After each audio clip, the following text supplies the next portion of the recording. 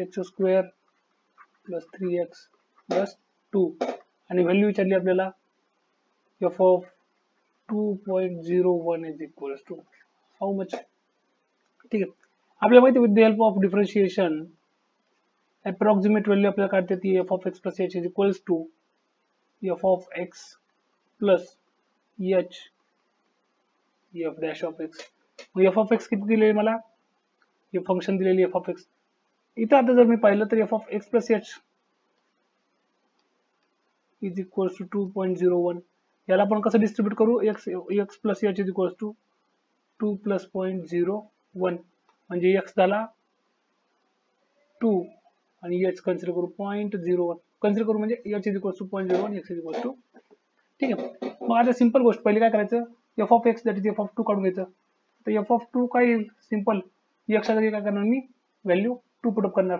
मग F of 2 येईल 2 cube minus 2 into 2 square plus 3 into 2 plus 2. 2 to the power 3 हा होईल 8 minus 2 into 2 square that is 2 into 4 4 two 8 म्हणजे 8 cube minus 8 minus 8 हा cancel होऊन जाईल. 3 दोन्ही 6 6 प्लस 2 हा 3 दोन्ही 6 2 8 8 येऊन जाईल. ठीक आहे, एफ ऑफ 2 किती झाला माझ्याकडे 8. पुढचं काम आहे माझं एफ डॅश ऑफ एक्स काढणं. एफ डॅश ऑफ एक्स जर मी घेतला एफ ऑफ एक्सचा डेरिव्हेटिव्ह तर तो किती भेटतो मला इथं, एक्स क्यूब आहे म्हणजे हा होईल 3x square minus 2x square आहे म्हणजे हा होईल 4x प्लस 3x आहे म्हणजे हा होईल 3. ठीक आहे, एफ डॅश ऑफ एक्स. मग एफ डॅश ऑफ 2 काढून घ्यायचा लगेच. एफ डॅश ऑफ 2 किती राहील मग 3 into 2 to the power 4 minus 4 into 2 plus 3. हा होतोय 12 मायनस 8 अधिक 3 म्हणजे हा होतोय 7. ठीक आहे, ठीक आहे. आता झालं एच ची व्हॅल्यू किती आपण कन्सिडर केली होती आताच 0.01. आता मी सिंपल काय करणार, F of x plus H F of x plus H is equal to F of x plus H F dash of X put up करणार.